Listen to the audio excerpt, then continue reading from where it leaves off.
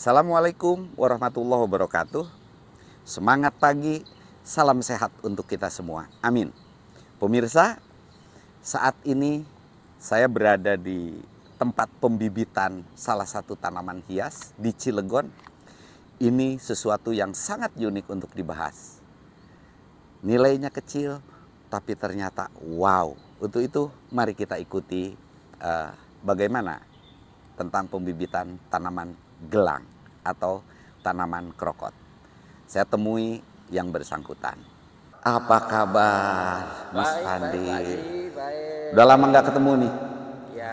Terakhir ngirim ke saya tuh ada berapa bulan yang lalu ya.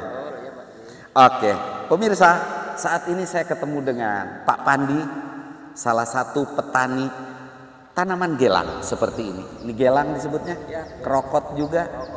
Apa sebutnya? Sutra Bombay lagi. Kita bincang-bincang dengan beliau seperti apa usaha tani tanaman gelang. Oke Mas Pandi, ini apa yang sedang dilakukan? Ini lagi metikin gelang nih Pak Haji. Lagi metikin gelang untuk ditanam? Untuk ditanam. Oh, untuk dibibitkan. Iya.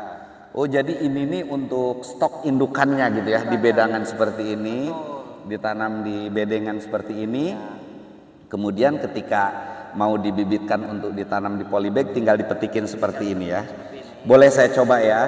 Panjangnya segimana? Kira-kira ya antara 5 sampai 10 cm. Oh gitu ya. Oke, segini cukup?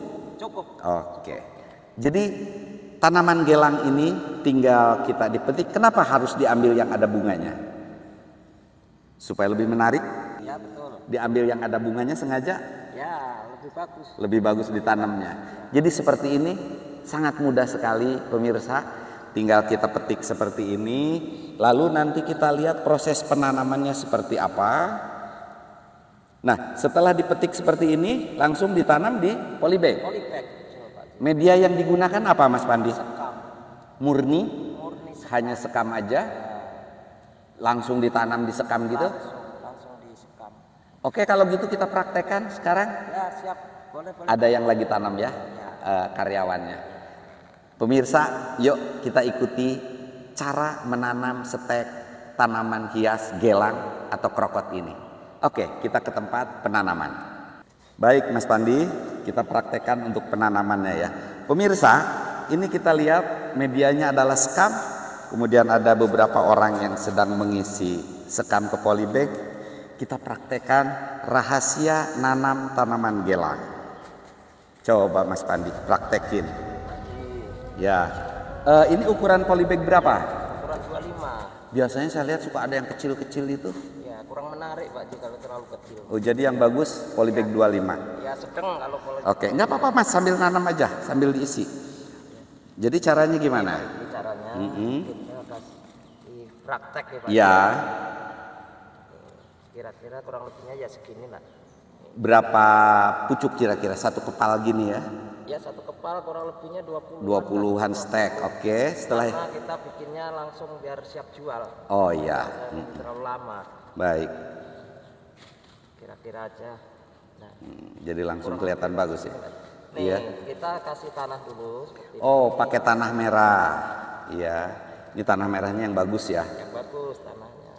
Setelah itu, Nah, setelah dikepalin dengan tanah merah, baru kita masukkan ke polybag. Nih seperti ini Pak. kenapa harus dikasih tanah merah? Biar nggak pecah Pak Haji. Oh, biar nggak pecah dan tumbuh akar lebih cepat. Lebih cepat. Kalau nggak pakai tanah nanti berantakan jadinya. Oh gitu. Berantakan.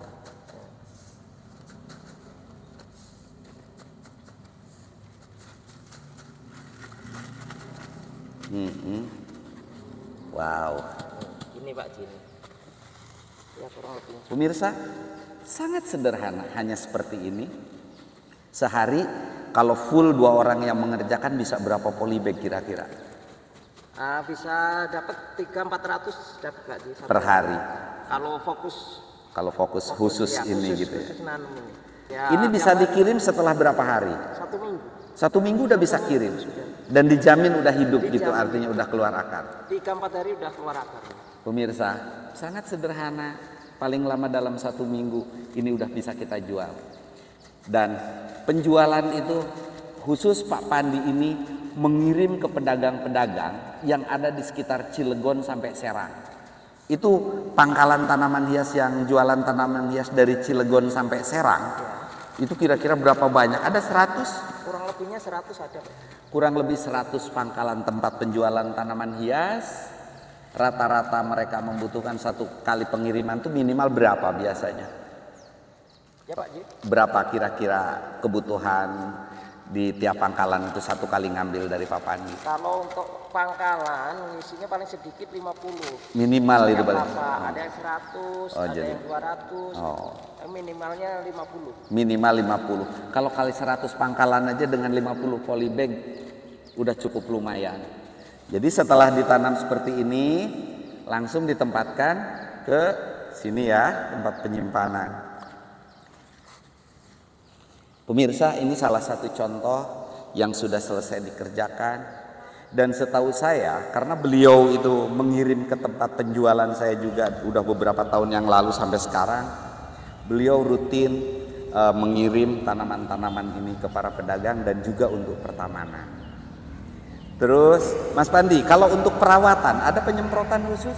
Nggak ada Pak. Nggak ada? Cukup dengan air aja. Cukup Kita penyiraman siram aja, penyiraman. termasuk pupuk juga.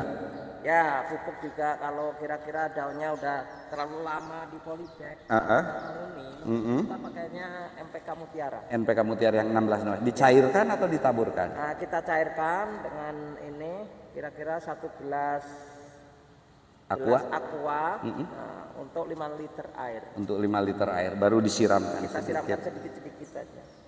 Jadi Mas Pandi, Ya Pak. Mas Pandi tuh nanam khusus pembibitan tanaman hias gelang Ya. atau krokot atau ada yang nyebut lagi apa?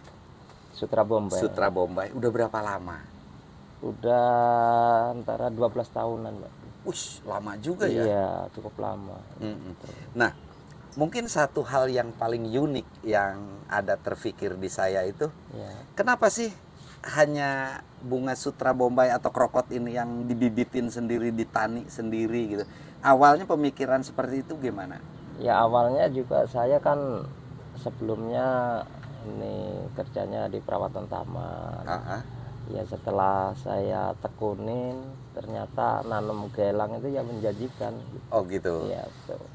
Kalau dari pemasarannya Untuk pemasaran ya kita ngisi-ngisi ke lapak. ke lapak, Iya. sementara lapak-lapak atau pedagang tanaman hias dari Cilegon sampai Serang tuh ada berapa ratus lapak ya? Ya kurang lebihnya hampir 100-an ada. Ada 100 lapak Kurang ya. lebihnya segitu. Jadi itu peluang, belum kebutuhan yang pertamanan ya untuk tanaman ini Ya, cukup betul. besar juga ya. Besar Pak Ji, besar. Berapa Pak Pandi jual ke pedagang? Ke pedagang ya kalau buat pengecer lagi biasanya 3.000. 3.000. Sebenarnya saya udah tahu karena Pak Pandi juga ngisi toko saya kan, Ya, gitu kan. iya. Makanya saya sampai ke sini tuh terinspirasi, pengen tahu biar ini jadi pembelajaran buat pemirsa, siapa tahu ingin paham gitu kan. Iya. Rata-rata Ya. per bulan Ya. Mas Pandi ngirim berapa banyak ke pedagang-pedagang itu? Ya rata-rata di atas 2000-an Pak Ji. 2000, antara 2000 3000 Ya, habis ya. untuk mencukupin Cilegon Serang aja ini. 2000 3000 polybag ya. Kurang lebihnya segitu. Terus dibantu berapa orang untuk pembibitannya? Untuk yang kerja netap ini satu orang. Satu orang. Satu orang. Tapi ketika pesanan banyak narik orang Ya, lain. narik orang lain, Tenaga narik. tambahan Iya. ya. Oh gitu. Narik lagi. Jadi lumayan ya. Lumayan. Setiap bulan. Lumayan. Yang Pak. saya kagum dulu ya tahun-tahun yang lalu Pak Pandi ngirim ke saya tuh pakai motor etek-etek. Ya, betul. Saya lihat sekarang udah ngirim pakai mobil Ya gitu itu loh. alhamdulillah itu Haji berkat ya berkat ini gelang itu. Ya gelang artinya usaha doa gitu ya. Iya. Ternyata hal yang kecil, hal yang sepele, Ya. ternyata ketika ditekuni itu menghasilkan Betul, juga. betul, Pak seperti Haji. itu. Kalau permasalahannya apa? Ya. Permasalahan yang dirasakan dalam pembibitan gelang ini apa?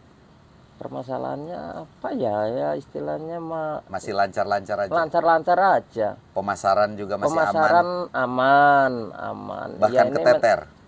justru itu Pak Haji yang jadi permasalahan ya ini keteter ini Nggak kekejar, karena ya? banyak permintaan. Banyak permintaan. Iya. Banyak permintaan. Jadi di sini stoknya ya itu tadi. Karena menyangkut tenaga lah, tenaga kerja yang pasti. Apalagi kalau penjualan di lapak-lapak Ya. tanaman hias itu lancar, semakin ngejar Betul, itunya, betul Pak Haji. Oke. Jadi pemirsa, ini satu hal yang menarik dari sesuatu yang ya nilainya tidak seberapa. Ternyata kalau kita tekuni dan ketika volume itu besar, cukup menghasilkan juga. Sementara tanaman hias itu aneka macam, kita bisa memilih salah satu tanaman yang kita sukai untuk kita kembangkan di rumah.